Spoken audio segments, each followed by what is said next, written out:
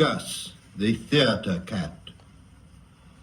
Gus is the cat at the theatre door. His name, as I ought to have told you before, is really Asparagus. That's such a fuss to pronounce that we usually call him just Gus. His coat's very shabby, he's thin as a rake, and he suffers from palsy that makes his paw shake.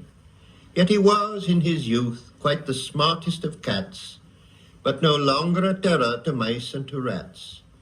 For he isn't the cat that he was in his prime, though his name was quite famous, he says, in its time. And whenever he joins his friends at their club, which takes place at the back of the neighbouring pub, he loves to regale them, if someone else pays, with anecdotes drawn from his palmiest days. For he once was a star of the highest degree.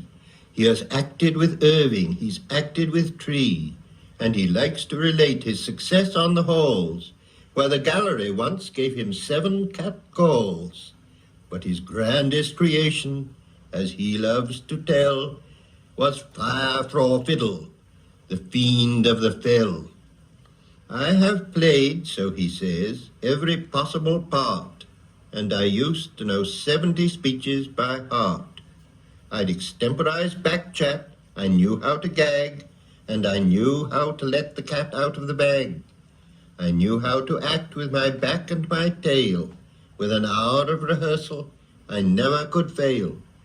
I'd a voice that would soften the hardest of hearts, whether I took the lead or in character parts.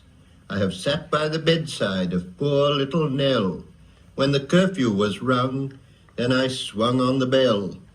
In the pantomime season, I never fell flat, and I once understudied Dick Whittington's cat.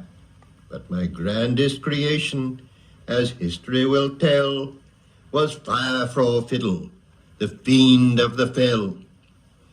Then, if someone will give him a toothful of gin, he will tell how he once played a part in East Lynne.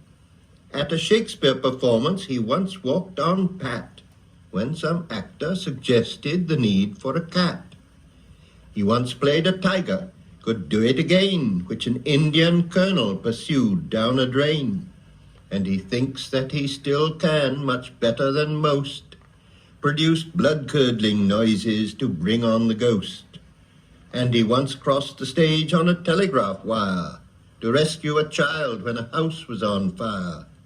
And he says, now these kittens, they do not get trained as we did in the days when Victoria reigned.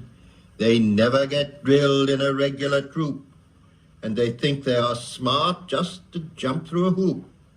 And he'll say, as he scratches himself with his claws, well, the theatre's certainly not what it was.